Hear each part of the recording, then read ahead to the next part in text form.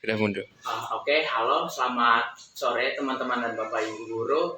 Sekarang saya sudah berada di Novisia Transitus Depok, dekat GBI Kamboja, dan bersama saya sudah ada Frater Ovan, dan saya akan mewawancari Frater Ovan tentang panggilan hidup membiara.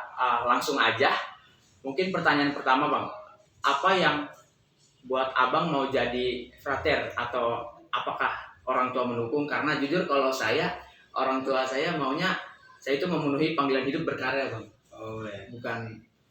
Kalau pertama-tama saya memilih hidup ini itu atas dorongan pribadi, tidak ada yang menyuruh supaya kau masuk biara, enggak ada. Itu atas dorongan pribadi saya. Alasan masuknya itu yang pertama karena tidak mau terikat dengan sesuatu hal gitu. Tidak mau terikat dengan sesuatu dan pokoknya tidak mau terikat dengan sesuatu lah gitu. Saya berikan contoh, ketika kami menjadi seorang Ivan seperti masuk biara begini, kami mau kemana-mana itu tidak perlu begini membawa barang-barang banyak hal gitu, karena kan kami tidak terikat sesuatu itu. Semua barang itu adalah milik bersama, seperti kami sini kan spiritualitas kami itu persaudaraan. Semua barang itu adalah milik bersama, mulai dari hal yang terkecil itu HP, laptop ataupun rumah, itu semua barang itu milik bersama. Sehingga kalau saya mau dipindahkan kemana saja pun saya tidak berpikir begini, nanti saya punya rumah atau punya apa gitu. Itu juga. Dan satu hal lagi yang membuat saya tertarik itu tidak terikat dengan seseorang gitu. Karena kan kalau masuk pendidikan kami tidak terikat dengan siapa-siapa gitu. Apalagi kan nanti kalau sudah mencapai tingkat tertingginya itu untuk mengucapkan kalau kekal, pada otomatis dong tidak sudah mengucapkan kalau kemurnian ketaatan, berarti tidak menikah. Di situ titiknya nanti itu tidak terikat dengan siapapun, mau pergi kemana pun tidak ingat begini istri atau anak di belakang kan tidak pikir mereka gitu. Jadinya mau itu kemana pun tidak terikat sesuatu ataupun tidak terikat dengan seseorang gitu. Itu yang membuat saya tertarik untuk masuk biara. Jadi yang cara hidup satu, misal laptop atau HP itu digunakan bersama, mengikuti ciri jemaat perdana gitu ya Bang? Sejauh itu sih, nggak gini juga HP digunakan bersama enggak. Misalkan saya menggunakan laptop ini ya, kalau di suatu waktu laptop itu ada yang lebih membutuhkan dari saya, ada yang menggunakan gitu. Ya. Tetapi sejauh saya yang masih membutuhkan bisa saya gunakan. Tapi suatu waktu ada yang saudara yang lain ataupun adik kelas ataupun siapa yang lebih membutuhkan dari saya bisa memberikannya kepada mereka gitu. Siap, ngerti. Ngomong-ngomong, Abang dari NTT ya Bang? Iya, saya dari Flores. Saya juga dari rumah nenek saya di Momir ya. Momir ya. Kita ada satu yang Momir di bapak saya orang Manggarai. Oh, Manggarai ya. Siap. Oke. Mungkin untuk pertanyaan kedua bisa Abang jelasin Bang, kaul dalam panggilan hidup membiara itu ada apa aja? Kalau kaulnya itu ada 3, kaul kemurnian, ketaatan, sama kemiskinan. Memang sih saya belum mengikrarkan ketiga-tiga dan masih dalam proses, tapi sejauh yang saya pelajari dan saya ketahui, kalau yang pertama itu perihal kemurnian ya. Kalau kemurnian itu ada 2 hal ya, kemurnian secara yuridis atau secara gereja dan kemurnian secara fisik. Kalau kemurnian secara fisik itu berarti kita kalau laki-lakinya itu mempertahankan kepersakaannya, kalau perempuan itu mempertahankan dia punya keperawanannya. Berarti demikian kan ada yang begini juga masuk biara sudah melakukan hubungan badan kan, meskipun melalui proses-proses kan bisa jadi dia tidak jujur gitu pernah melakukan hubungan badan. Tapi ada juga kemurnian secara yuridis. Kemurnian secara yuridis itu adalah kemurnian secara tertulis gitu, bahwa seseorang itu mengikrarkan kaul itu yang dia mengucapkan kaul perdana itu kan dia mengucapkan kaul kemurnian itu bahwa dia mau hidup secara murni gitu tanpa manfaat, dan situlah dia hidup murni secara yuridis, secara menggereja, dan di situ dia memulai hidup secara murni itu tanpa melakukan hubungan badan di situ sudah. Dan sedangkan kaul kemiskinan kami di sini lebih tepatnya menghidupi kesederhanaan gitu. Sederhana dalam hal ini begitu, kan dunia zaman sekarang ini kan lekat dengan yang namanya konsumerisme begitu, hedonisme, membeli barang yang sebenarnya tidak dibutuhkan tapi membeli saja gitu sebagian untuk tampung saja. Membeli barang dengan gengsi begitu. Itulah singkatnya, membeli yang untuk koleksi.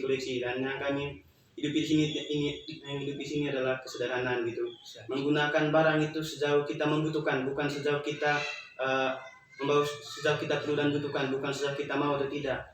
Kan terkadang kita mau tapi tidak dibutuhkan gitu. Saya mau itu baju tapi terkadang kita tidak butuhkan, saya banyak baju gitu. Itu yang kami hidupi gitu. Dan Kalau yang soal ketaatan itu mengiakan perintah atasan gitu, mau diutus kemanapun gitu, mau diutus entah itu ke luar negeri ataupun kemana, itu kita harus tahu itu apa yang mereka katakan. Itu soal sederhananya sih, itu yang saya ketahui gitu. Oke, terima kasih Bang. Untuk pertanyaan selanjutnya, saya pernah dengar kayak ada Romo yang dia benar-benar mendedikasikan hidupnya untuk berdoa kepada Tuhan, kayak bahkan enggak memimpin di ibadah ekaristi di gereja. Dan ada Romo yang itu hidup dalam kesederhanaan, itu OFM. Ada juga yang boleh kayak dia berusaha memimpin usaha kayak menghasilkan uang dan secara halal juga. Kira-kira bener nggak ya Bang? Kayak ada Romo itu ada yang kayak gimana aja sih Bang? Atau singkatnya kan masih ada gitu imam-imam yang buka usaha atau begitu kan. Sejauh bahkan ada kan banyak juga tuh yang gini, yang susteran ataupun yang tarekat-tarekat yang religius itu mereka memiliki karya dalam berbagai bidang. Yang lebih lumrah yang kita dapatkan di sekitar kita itu adalah bidang pendidikan dan kesehatan.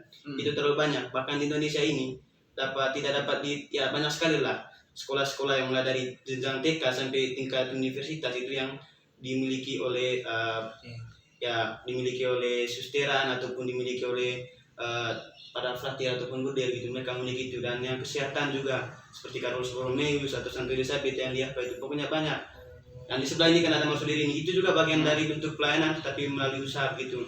Ada ini kan supaya kami juga bisa terjun langsung dalam pelayanan kepada umat melalui pendidikan bidang itu. Dan tidak hanya itu juga, kalau yang FM punya ini ada beberapa juga seperti Panti Asuhan, ada Panti Asuhan Sintang Layan dan Yusuf itu.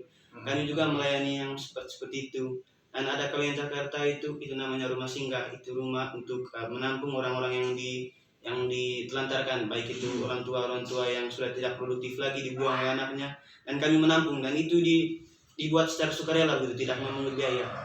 Itulah untuk pelayanannya. Karena memang ada sih beberapa seperti ada imam-imam yang memang memiliki usaha gitu, memiliki usaha untuk menghidupi mereka juga, tapi itu bagian dari bentuk pelayanan, bukan semata-mata mereka memperkaya diri sendiri, bukan. Berarti yang memang yang hidup dalam kesederhanaan ini yang OFM ya Bang? Kalau kesederhanaan sih saya tidak bisa mengkerucutkannya ke OFM saja, tetapi hampir semua. Tapi kesederhanaan itu kan turunan dari kemiskinan kan punya. Kami kan hampir semua itu mengikrarkan 3 kaul, tapi kecuali projo mereka tidak mengikrarkan kaul. Mereka itu tidak mengikrarkan kaul karena mereka itu imam sekular, mereka itu tidak mengikrarkan kaul. Tapi kalau kami itu kayak yang pokoknya yang selain itu saja mengikrarkan kaul, kalau kemurnian, ketaatan dan kemiskinan. Lebih tepatnya tadi itu kemiskinan sih. Tapi kami mengkututnya ke dalam kesederhanaan gitu. Oh iya Bang. Kemiskinan itu kesederhanaan. Oke, Bang, saya sering dengar kayak panggilan hidup selibat dan panggilan hidup membiara. Kira-kira itu sama nggak sih Bang, atau ada perbedaannya? Panggilan hidup selibat dengan panggilan apa tadi? Membiara. Itu sih sama, itu 2 hal yang sama itu. Tapi yang membedakan itu adalah panggilan abam dan panggilan imam. Itu adalah 2 jenis panggilan yang ada dalam gereja Katolik. Tapi kalau panggilan selibat dengan panggilan hidup membiara itu dua hal yang sama itu. Panggilan hidup selibat itu salah satunya itu dengan hidup membiara gitu. Karena di dalam hidup selibat juga itu ada berbagai macam, mereka ada yang tarekat, ada yang serikat. Seperti contohnya kan Jesuit itu kan mereka kan serikat, SPD serikat itu. Kalau kami itu ordo. Ada sih yang membedakannya dulu itu, ada konsili keberapa gitu ya. Pokoknya yang letak pemetaannya itu yang dari ordo ini menjadi serikat itu semua kongregasi, semua komunitas religius yang dibentuk sebelum tahun 1500 itu disebut ordo. Setelah tahun 1500 itu disebut sebagai serikat. Itu makanya ada yang begini, kan tidak semua begini, ada ordo, tidak semua, ada yang ordo, ada yang serikat, ada tarekat. Kalau tarekat itu mereka sejak 1700 itu setelah revolusi Prancis itu ada yang namanya tarekat. Komunitas ini kayak yang ada misionaris itu ya Bang? Kalau kami itu memang kami tarekat misionaris, OFM itu tarekat misionaris. Salah satunya itu di Indonesia. Oke. Aduh. Tanya apa lagi ya? Oke. Sebentar. eh, mungkin abang kalau dari ibadat pagi itu selalu ikut bang, frater ibadat pagi setiap hari di Oh ya, Paulus. kalau untuk semester 1 ini sampai bulan Desember nanti Ah. kami masih kegiatan untuk sepenuhnya kegiatan masih di dalam ini. Tapi kalau semester 2 nanti baru mulai pelayanan di luar gitu, mulai dari pelayanan Ekaristi. Kalau nanti semester 2 itu pelayanan Ekaristi hari Minggu doang yang di luar, tapi untuk hari-hari biasa itu masih di biara. Tapi kalau ada misalkan umat-umat yang undang, Ah. itu baru bisa, itu semester 2 baru mereka pergi, baru kami boleh pergi ke mereka. Kalau untuk semester 1 ini kami hanya diperbolehkan di dalam gitu. Kan singkatnya masa Nufilati telah masa retreat agung gitu, di mana merenungkan semua itu. Kalau tarekat-tarekat hidup bakti itu mereka memulai hidupnya itu di masa novisiat, karena masa novisiat itu adalah masa mengikrarkan mengikrarkan kaul pertama gitu, mengikrarkan kemurnian, ketaatan. Karena ada jenjangnya, dia punya dia punya kaulnya, ada yang kaul sementara, ada yang kaul kekal. Kaul sementara itu diucapkan sebanyak 6 kali. Itu berlaku untuk 1 tahun. Misalkan nanti kalau kami ikut profes bulan 7, ikut profesnya itu tanggal 15 bulan 7 kan. Itu nanti kalau itu berlaku sampai tanggal 15 bulan 7 tahun berikutnya. Tapi kalau memutuskan untuk masih melanjut berarti harus mengikrarkan lagi 1 tahun. Dan dalam 1 tahun itu misalkan kalau saya mengikrarkannya tanggal 15 bulan 7, seandainya tanggal bulan Oktober setelah itu saya keluar nih. Berarti secara yuridis saya masih tetap terikat dengan kaul sementara itu 1 tahun.